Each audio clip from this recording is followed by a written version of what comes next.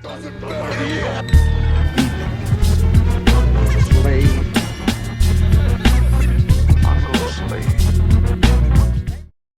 Dynamite. It aired. There was a couple of good things on it, but overall, not really a show that you need to go out of your way to see. I mean, typical Dynamite, but there was some growth, at least in two spots that I saw. Tony Storm was really good, of course. Megan Bain, Chris Statlander did really good. The main event was absolutely dreadful. I was very sleepy. Before the match even started, I was, all of that. Just all of it, basically.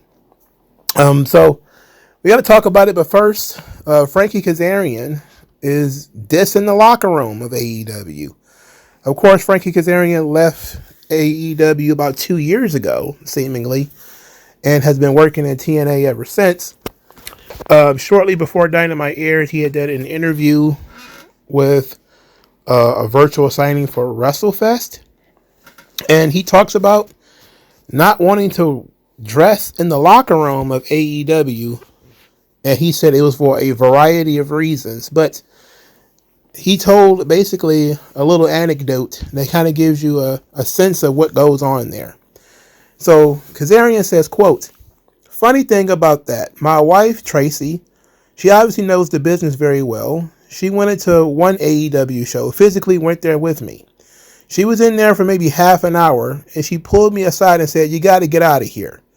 And this was a year and a half before I left. If you know my wife, she's the friendliest human being on earth. Everybody loves her, and she saw like a half hour, and she said, 'You got to get out of here.' And I was like, see? She knew my frustrations at the time, and she just got that vibe too. And I'm not burying AEW. It's a fine place to work. It just wasn't for me." Wow.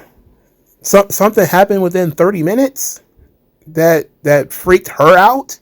Jeez. Did she walk into a haunted house? Was there like bed bugs and maggots all over the place? What happened in there? I'm interested now. Get a camera in there. It might be more interested in what's going on this show. So, wait a minute. They did, and it was more interesting. They ended up showing the footage on TV to bump a rating. Anyway, he continues.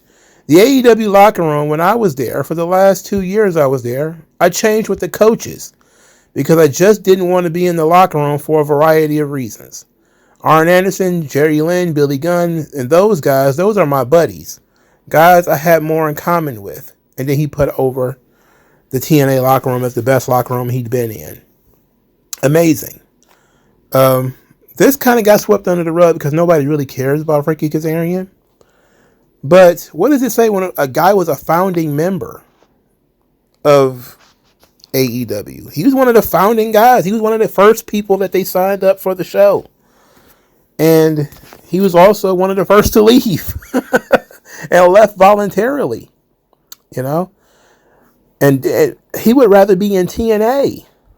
Now, previously, Kazarian had some complaints about the way AEW presents pro wrestling, and he had some issues with that. So about 2 years ago, he said, it just became apparent to me that what I like and appreciate about pro wrestling and the way I like it presented was not happening in AEW. That's not an indictment on them. It's just what they perceived as good television wrestling are different things and just a different business model. Again, it's one of those things that to this day I feel I have so much more to offer than what I was being utilized for in AEW.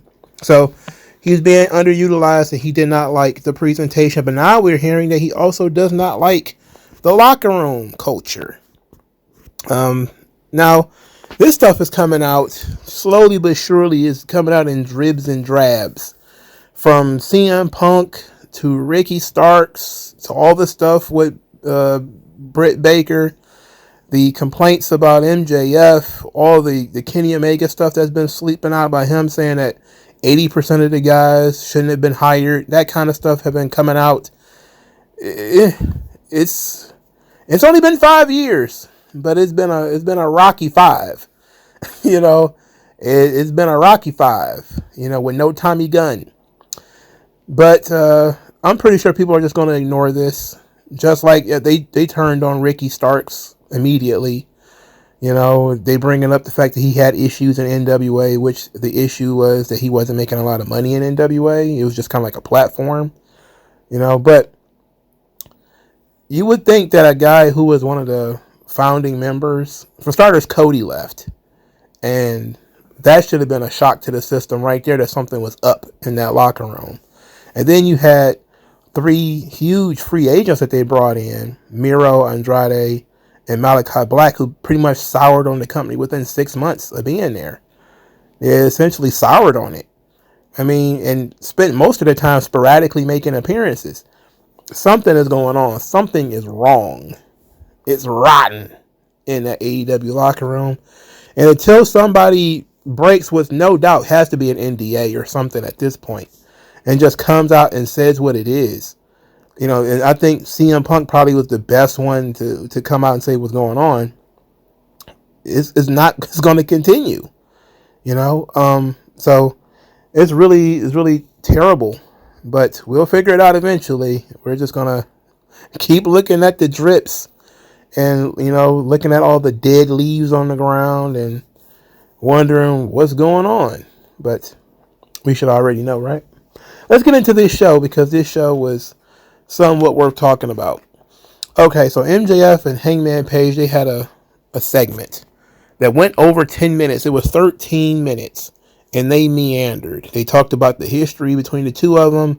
They talked about Christopher Daniels, just a bunch of stuff. What it really boils down to is that Hangman Page thinks that MJF doesn't have the fans' respect. That after all of his levels of success, he's still not happy because the fans don't respect him. And MJF feels like he should have earned everybody's respect because he had to start from the bottom. Meanwhile, Hangman Page was gifted everything from the beginning. The entire company propped him up. And he's a bad person in kayfabe. That he burned somebody's house down. He's been terrorizing people and injured and retired his mentor. So I probably put things more succinctly than if you watched the entire segment. Again, the entire segment just meanders, going back and forth, right? So they had a no contact rule, so they was yelling at each other, but nobody could touch anybody. Afterwards, MJF spit on Hangman Page, and Hangman Page tried to attack him, but MJF, of course, fled. Christopher Daniels then came out there and gave Hangman Page a pep talk, saying that, I know who you are. You have to remember who you are. He's trying to break this rage that Hangman Page is walking around in. There was a time where I would have liked a promo like this, but it needed to be streamlined and it needed to stick to the point. I get that you want to try to pack in all the stuff about Christopher Daniels and you want to pack in all the stuff about your history, but the promo was too long. I don't think Hangman is the kind of guy that can go out there, do a 15-minute promo, and it be interesting. He's just not that guy.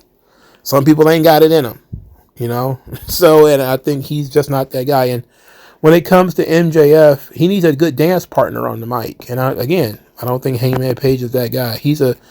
Hangman Page, his strength is what he said in this promo. He's a straight shooter. And that means he doesn't dance and play with words too much. He just kind of says what it is, and MJF is left to pick up the slack and tell the story of it. And that's pretty much what it was. It was mostly MJF talking, which is 99% of it, MJF promos. But as MJF, especially at the end, where he's talking about he wrestles better, dresses better, does all these kind of things better than Hangman Page. What do you do better than me? And Hangman says, I'm real. I'm like, okay, that fits his character. He's very, forward.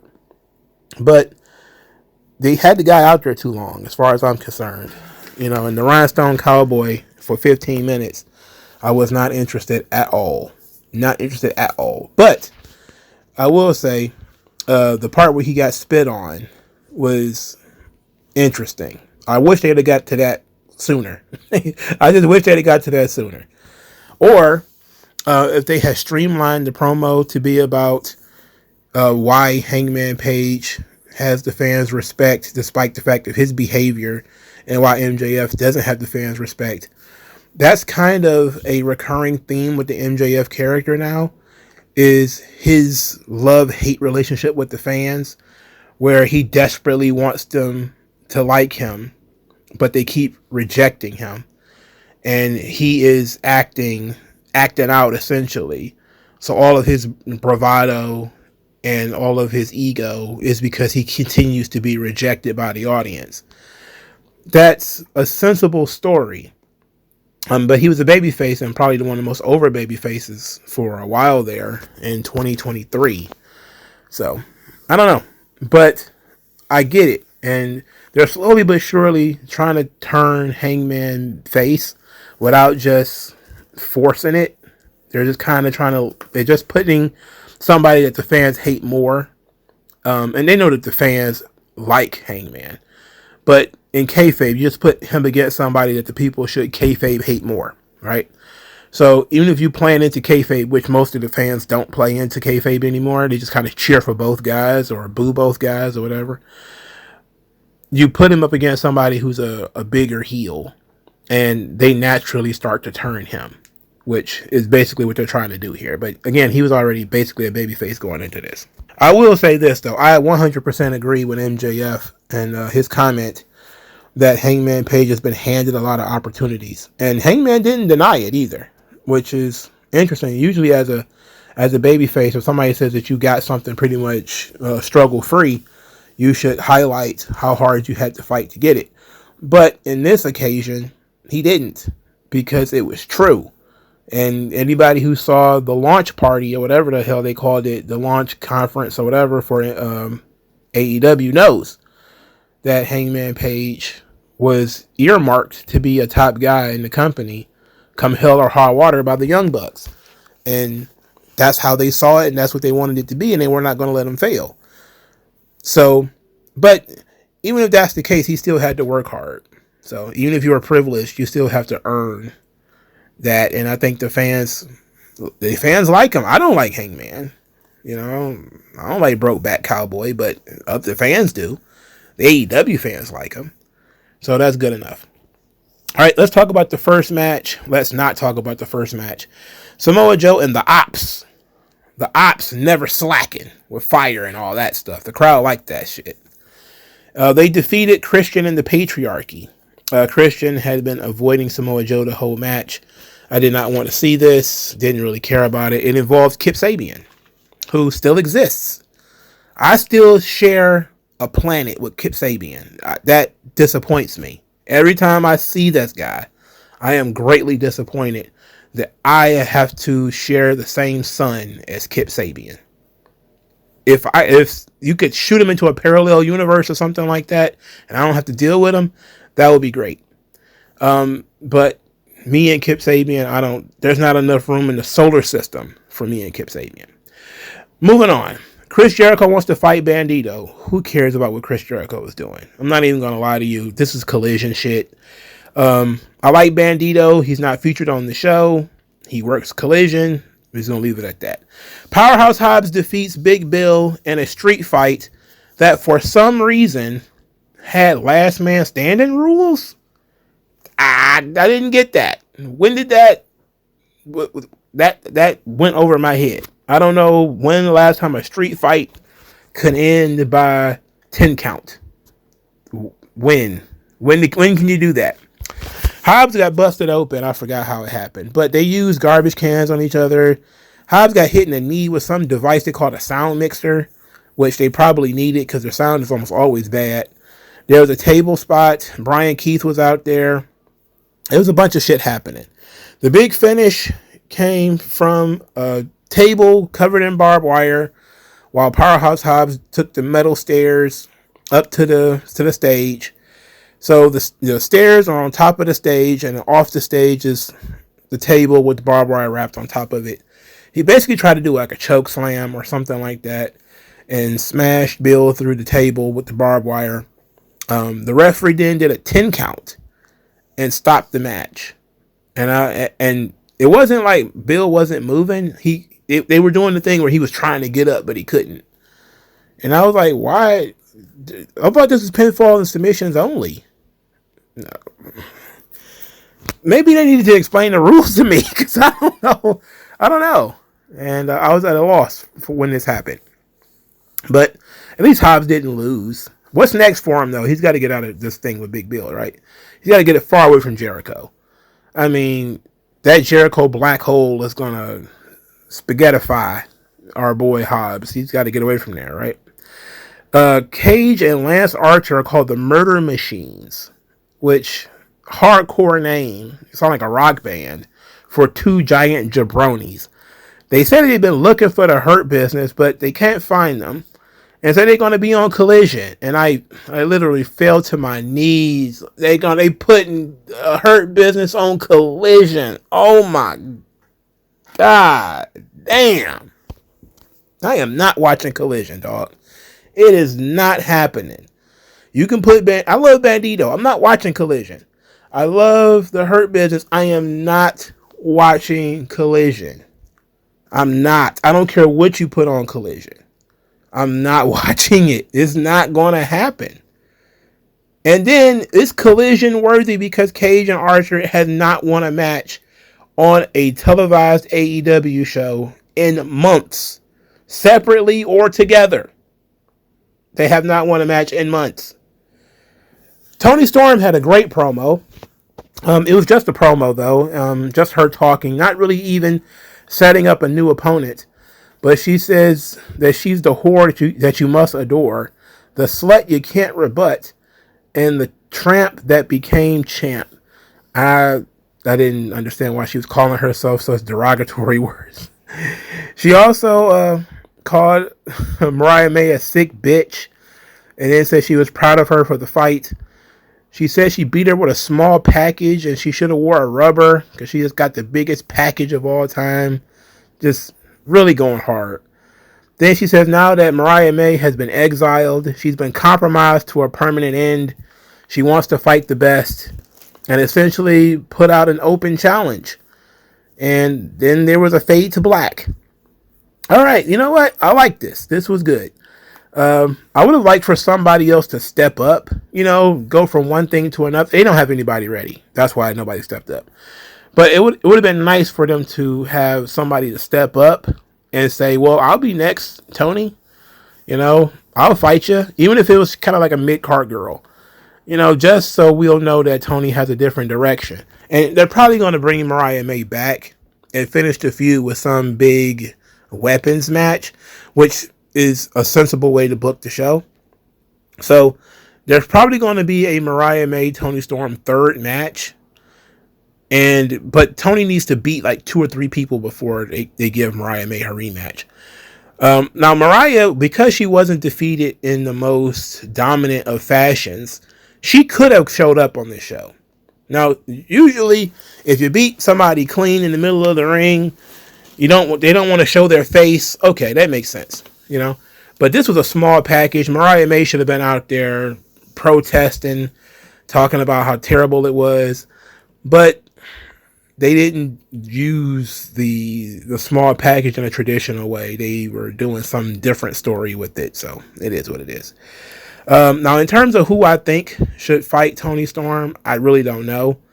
Because I'm looking at the roster and it's shredded wheat. And unfortunately, what they've done is instead of having and taking their time when it comes to Megan Bayne and Chris Statlander, they rushed the match. And you really could have just split them off and have Megan Bayne chase one of the titles and Statlander chasing another one of the titles. And then eventually they collide against each other in a big hoss fight for the girls. But they decided to kind of rush the issue. Because Chris Statlander would have been a great opponent for Toni Storm. But no, I don't know why.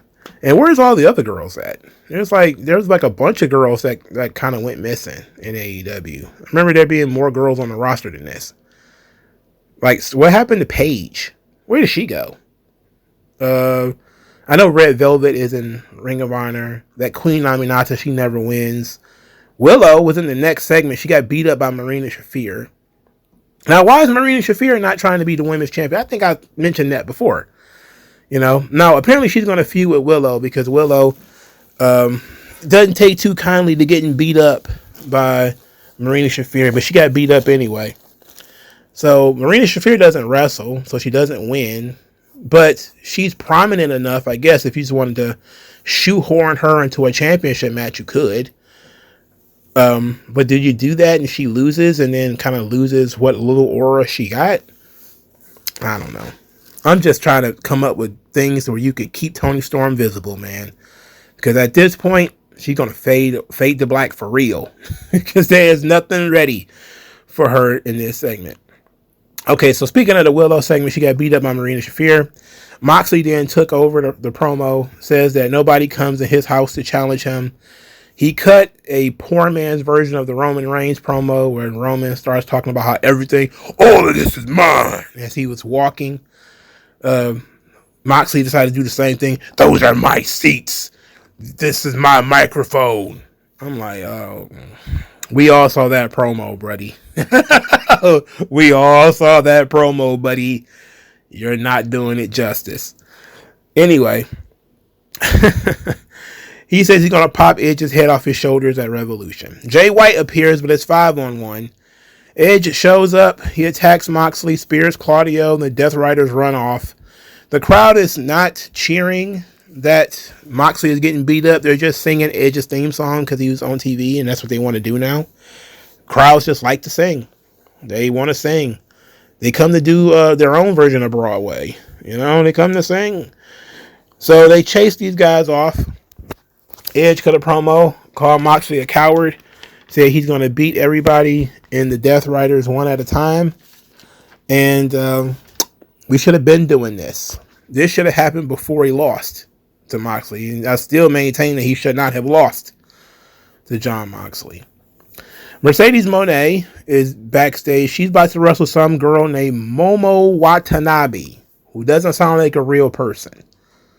It really doesn't sound... I saw her. I know it's a real human being, but it does not sound like a real... Momo Watanabe is about to get a title match on pay-per-view because she won something somewhere on planet Earth, and she gets a championship match against anybody on anywhere that she wants to fight, and she chose Mercedes Moné at Revolution for the TBS title. I don't understand any of this. I don't understand this at all. For starters, who is Momo Watanabe? Who is she? Second, how did we end up in a situation where people who have never appeared on this show ever get to challenge for championships on this show? How? She won the right to challenge an AEW champion. She's not even an AEW wrestler. I've never seen her before in my life. Nobody has. She literally stepped out of the ether with this bunk ass name, and I'm like, oh, she's Japanese. I had my little Yachty moment. I was like, she's Japanese. It doesn't matter. If she's Japanese, she's automatically good. You don't have to worry about storylines and all that. No, she won some fictitious tournament in Baltimore, so she gets to wrestle for the TNT title on television. Fuck all these other girls who we have under contract. Now, some idiot's going to come in the comment section. She got a 5-star match in the Tokyo Dome was for Sendai girls or something stupid like that. She ain't wrestled on this show. Invest in the girls who are already on the show. That's what I'm asking you, please. Who is Momo Watanabe? Why can't, whatever she won, let's just say she won something that was really important and very prestigious. Why couldn't she have won it on Dynamite? Look, there's plenty of open space. You could have cut some of these matches a couple of weeks ago, had like a battle royal or something like that, and she wins it. And she then uses that to challenge. I still wouldn't have wanted the match to be on pay-per-view, but at least I would have said, at least I've seen this girl before. This girl won a match in the middle of nowhere. And for some nearly defunct promotion, I'm sure. And all of a sudden, she gets a pay-per-view spot. Damn. If you're Chris Statlander, you got to get out this company. You got to get out of this. It's impossible, bro. They're not letting you breathe. And look, Momo might be the best female wrestler in the world. I don't know. But I'm saying for storyline purposes, this is a waste of time. But then look at what happened, though. I want to note this. Mercedes defeated her opponent. She immediately got a new opponent. Look at what happened with Tony. Tony's like, if you want to fight me, I will not be hard to find. And then she disappeared. Nobody was ready to fight Tony. They pull a random Japanese girl out of the closet and throw her in the goddamn storyline with Mercedes Moné for some fictitious thing that she won in the middle of Phoenix or something. So she gets a championship match. Toni Storm, nope. She's the women's world champion. And there's no story for her. Nothing for her to do. Except sit back and wait. How do you not have... And this is a Triple H problem too. I swear to God, this is a Triple H, Toni Storm problem. Not Toni Storm, sorry. Tony Khan problem. They do not prepare new opponents. For some reason, the one person that they're wrestling is the only person that's in the stratosphere of who could possibly be the champion. The thing is, you're supposed to have a rolling, a Rolodex of people that you can pull out and say, okay, we're going to do this with this guy. Okay, we beat Mariah May. We can't beat her 2 times in a row. So we're going to take her out, maybe give her some recovery wins against some other people, jabronis and such, so she can, get her fire back and everybody will believe in her and she can make the big challenge to Tony. But let Tony go ahead and have this short feud in the middle of this thing, because this thing is not over with Mariah May. Have her beat this girl or this girl. And then Mariah May can just swoop back in. That would be fine. You keep Tony visible. She's doing something with somebody else. You're elevating somebody else. And you're keeping Mariah May warm. All at the same time. Instead, Mariah May disappears. So she doesn't even talk about losing. Toni Storm gives a pretty good promo about winning. But then she vanishes. Now, when it comes to Mercedes, she doesn't really even talk about winning because her opponent was a joke. She beat the women's equivalent of Santino Marella and, the puppet master or whatever. And look, Harley Cameron is funny and all, but get the fuck out of here. And she's immediately thrown into a match with random Japanese girl number 1080. This is weird booking decisions. Meanwhile, 2 of your best big girls, Megan Bayne and Chris Statlander, they have a mini banger. It was a pretty good match between these two. I think they can do better, but this was still pretty good. Megan Bayne with the back suplex from outside the ring in. She still refuses to change her facial expression. Even in the middle of the match, she still has some... I don't know, man. That girl is something else. But Statlander's slightly shorter than Megan Bayne. Slightly shorter. They protected Statlander on the finish. They had Penelope Ford shove Statlander from the top rope. That leads to Megan Bayne using the F5. There's a lot of girls using the F5 now all of a sudden. And she gets the pin. So at that point, Megan Bayne is kind of confused, not sure what's going on as Penelope Ford jumps atop Chris Statlander and starts punching her in the head. Okay, they had a match I think a couple of weeks ago that Chris Statlander won. So Penelope Ford's kind of mad about that. At this point, Megan Bayne's kind of standing there like, what should be done? And then Thunder Rosa music plays. And Thunder Rosa comes out there. And you think Thunder Rosa, she came out there with a chair. All right, so conventional wisdom. Thunder Rosa shows up with a chair. Both Megan Bayne and Penelope Ford should leave. Instead, they stay and and Thunder Rosa's got the chair and she's poking at them with the chair. They won't back down. They're not backing down. They're not leaving. Then Penelope Ford grabs the chair and is going back and forth with the chair. And Megan Bayne's just standing there. She's being menaced with a chair and she's just standing there. And she's just kind of like, what to do? What do I do? And Penelope Ford, big idiot she is, she's very, very small. She's tiny. And she's jostling with the chair. What are they doing? What are you doing? You're the heels. You're supposed to powder. When she comes with the chair, you get out of the ring. You give her the ring. This went on for like 2 or 3 minutes with them just standing around. And Thunder Rosa threatening to hit them with the chair and never actually doing it.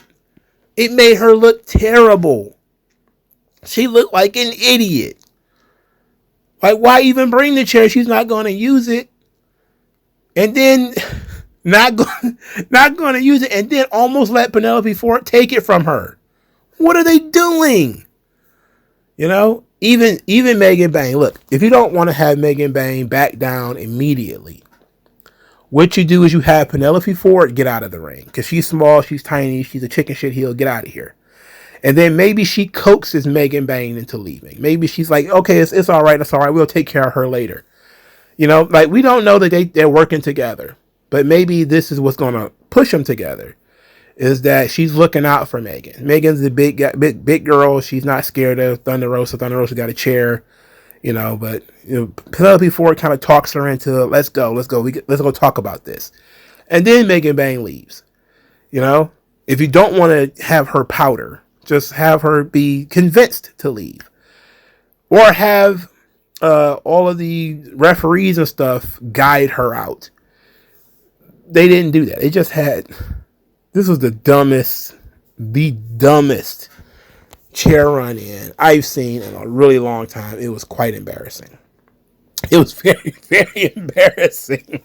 It was very, very embarrassing.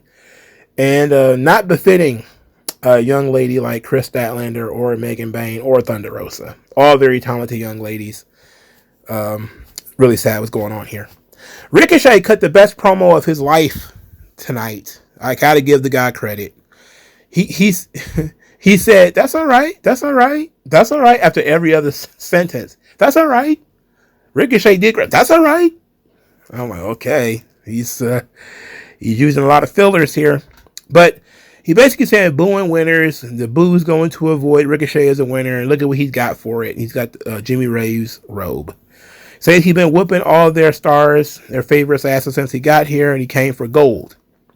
And then the promo actually goes to the next level and Prince Nana comes out there. Prince Nana wants to talk to him man to man about the robe. Says that he asked Swerve to stay home. Says that the robe represents pride and integrity, honor, all these sorts of things. And he never gave Ricochet the opportunity to wear a robe like that. So he asked him man to man to just hand the robe back. And so Ricochet was wearing these grandma glasses, and he looks psychotic. I will say this. That's actually an interesting look. He looks at Prince Nana, and he says, "You want the robe back? Take it." And Prince Nana just doesn't do anything. And then he's like, "Well, you're not gonna get it back." And I thought that was funny. That was great. He nailed it. Ricochet did a good job. This is the best Ricochet promo he probably has ever had. He's still not a strong promo, but he got out what he needed to get out. He sounded a little bit more confident. And when he's in the ring with Prince Nana, he was able to menace Prince Nana. Like, that shit would not work if somebody was bigger than Ricochet, right? But Prince Nana is a manager. He's a small guy. It worked, right? So now they've put some steam on the robe. The robe has sentimental meaning to Prince Nana, and Swerve Strickland is going to be the hero that has to get it back. That's all well and good. This main event, however, was trash. I didn't really even watch it. Orange Cassidy defeated Roderick Strong. They had a stupid tournament. Is that what you want to call it? Where the winner of this match got to wrestle Takeshita, and the winner of that match got to wrestle Kenny Omega at Revolution. But Takeshita is the champion. So why is he in the middle of a fucking tournament? Makes no sense. Anyway, after the match, Orange Cassidy's promo is interrupted by Don Callis, who called him a red-haired hippie and said he was a loudmouth, which is weird because Orange Cassidy very rarely talks. And then he just gets beat up by sweaty Mark Davis, who apparently is not conflicted in his role anymore. He's just a full-on goon now. And Takeshita. because Takeshita's there. They beat up Orange Cassidy. Kenny Omega makes the save. There's some jostling back and forth between the two groups before Takeshita and Mark Davis are fought off. At that point, Omega and Orange Cassidy have a moment with the belt, and the show goes off the air with Kenny Omega holding the title. So I wasn't going to talk about the Collision rating or the Grand Slam Australia rating. Again, I'm not a ratings guy. But then Dave Meltzer put out this tweet. And so he's calling it Collision. And it says it did 502,000 with a 0.21. Don't have the chart. NBA lead in, of course, helped a lot. Really the key given it was out of this regular time slot. That doesn't include Max. So likely the biggest number since the early weeks of the show if you factor that in. First quarter, Omega and Ospreay versus Takeshita and Fletcher topped to 1 million. But that's not a surprise. So, this has led all these people in the comment section to say that Omega and Ospreay are television draws because their match drew 1 million viewers. What they're not telling you is that the NBA lead-in had over 4 million viewers. That's what they're not telling you. Over 4.7 million or something like that watched the All-Star game. Within 5 minutes, and this is up for WrestleNomics, within the first 15 minutes, they went from 1.3 million viewers to 669,000 viewers. They lost 300,000 and some change in the first 15 minutes. And it just goes down from there. This is disingenuous. So Meltzer then is talking to some of the fans. One of the fans says it turns out that TK was correct.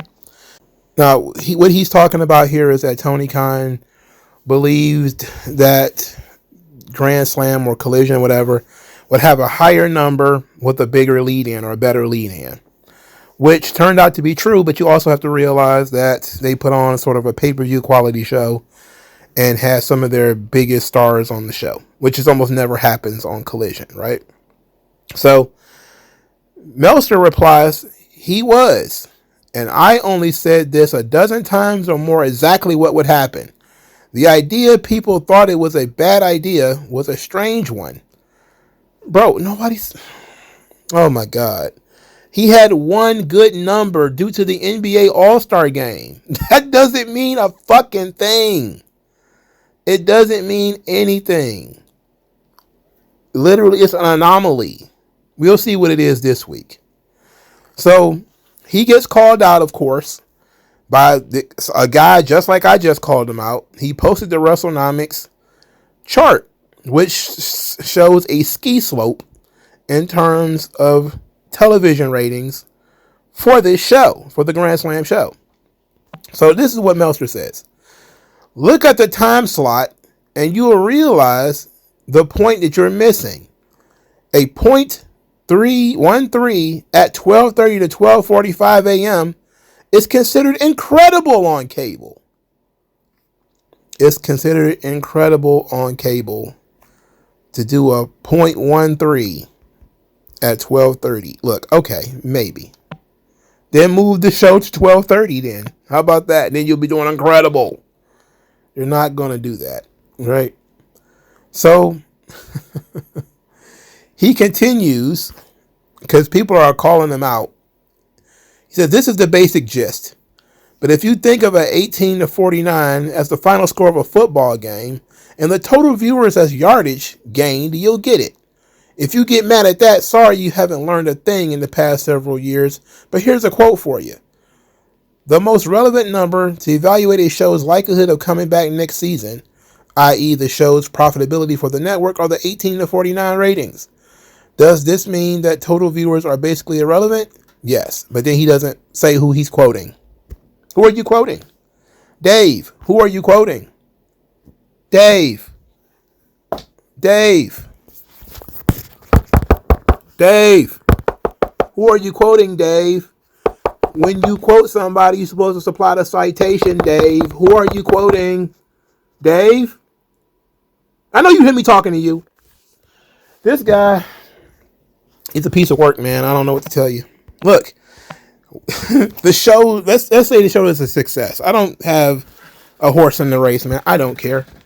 Let's say the show was a success. Grand Slam, it was great, right? It was a great show. Show was a success. Everything worked out perfectly. The network is extremely happy with, the 18 to 49 when it comes to, 12:30 in the morning or whatever the fuck, right? How does that translate to every collision after that? Are they going to have an all-star game lead in every week? This is what I meant before when I talked about the ratings for Raw. Who cares about the spikes? The spikes are irrelevant. That's one of the first things you learn in statistics is when you see random spikes, you're like, wait a minute, that ain't normal, right? And then you either you try to figure out what happened when it comes to those random spikes, and then you dismiss it because it's a random spike. Unless you're looking for like poison, like mold in a house or something like that, then that would matter. But usually you're looking at trends, you're looking at averages over a long period of time. Collision has been doing shit for months. So then you finally have a show. It's not even labeled Collision. It's labeled AEW Grand Slam Australia. It's a TV special that's taken the place of Collision. So it's technically not even Collision, right? So we're already off base. Why would the ratings for this show count towards Collision? That would be like saying, well, NXT had a Vengeance Day that was on a Saturday, and Saturday night's main event comes on Saturdays, so Vengeance Day is a Saturday night main event. No, it's not. It's a different brand. It's a different thing. Grand Slam is a different brand. Collision is one brand. Grand Slam is another brand. You're already fucking up right there. And the second thing is, I'm sure they will love. Warner Bros. Discovery is probably super happy that show finally did a number, thanks to the NBA. But what are they going to do this week, and the week after, and the week after, and the week after, and the week after, and the week after? What next? Do you hope the MLB All-Star Game gives you a good lead-in for another show? This is so disingenuous that it gives me a splitting headache. It's embarrassing. This is a chief analyst when it comes to pro wrestling ratings, talk, and quality measures. And he's telling you bullshit. It's bullshit. Even if you accepted everything that he's saying as true, it still doesn't mean anything in 2 weeks. Because TV ratings and money and all that stuff is not calculated off of random spikes in viewership. It is almost always, now it can raise the overall average. So at the end of the year, they could rake it in and say, oh, well, this episode of Collision spiked the overall average for the year. Most of the time, you would flatten that out again by eliminating outliers. But they probably won't do that. They'll probably just, rope it right on in, even though it's not technically Collision. And even though it came on with the benefit of the NBA All-Star Game, they're still going to use it to try to package to their advertisers that this is what they usually get. But it's bullshit. I'm not going to say it's fraud, but it's bullshit. And people do this stuff all the time. And it's really unfair. If you won the lottery, right, and you got $10 million at one time, that's not your income, all right? And anybody who has any sort of economic good sense will tell you that is not your income. You got a lump sum of $10 million. In 4 months, you will not have $10 million again. You may still have $10 million in the bank.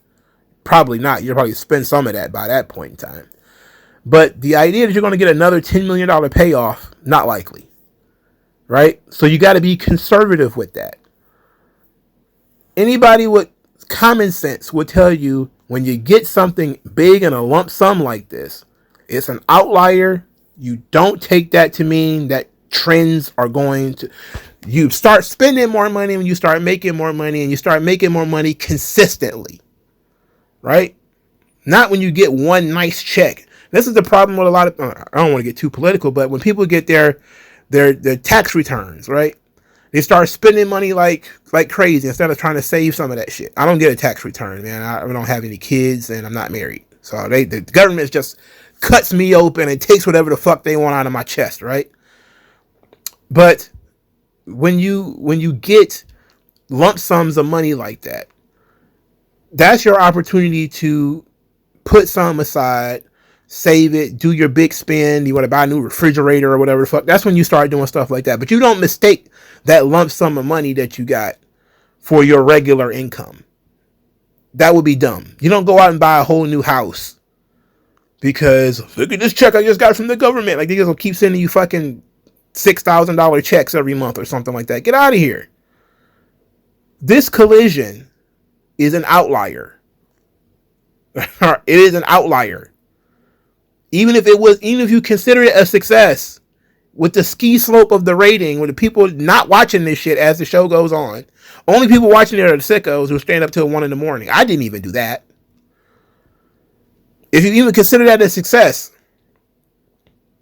which apparently Meltzer and maybe Warner Brothers and Tony Khan are, and I'm talking about on TV. I know I heard that that the Grand Slam show did one of the best ratings. The best gates for AEW. But I'm also hearing from fans that have written in like post wrestling that a lot of people left this show disappointed because they were expecting to go to the big stadium. They also had to travel very far in order to get those, for those tickets, and they didn't really like Brisbane. That kind of stuff too. I'm hearing a lot of outsider, but we're talking about ratings right now. In terms of ratings, it was an outlier. It'll go back to normal the very next week. I'm pretty sure whatever the collision was like 200,000 or something like that. It'll probably go back to that this week. If it's higher than that, I'll be surprised. But Meltzer, I don't understand. Like, he's doing victory laps on Tony Khan's penis. I mean, he's just dancing on it at this point. Stop it. You're supposed to be the preeminent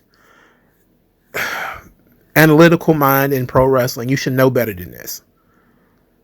And then if you're going to quote somebody, please tell everybody who you're quoting. Otherwise, what the fuck is the point of the quote? What's the point of the quote? You could have just pulled that out of your ass. Who are you citing?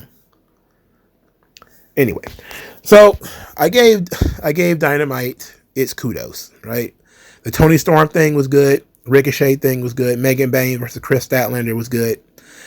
And that was pretty much it. I didn't really care for much else on the show.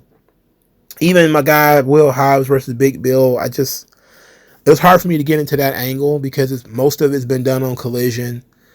And I'm really just want more for Hobbs. At least he won, but I'm ready for the guy to take the next step. But I was very surprised at how good Ricochet's segment was. And I was surprised at the girls, how good all the girls have been. But who the fuck is Momo Watanabe, dog? Who is that? I'm about to go learn who Momo Watanabe is. I'm about to put her name in Google. Nope, put it in YouTube. That'd probably be better. And I'll talk to you guys later. Tell me what's worse than learning all that you led to believe was all horse crap. They distort, so question as if you worship.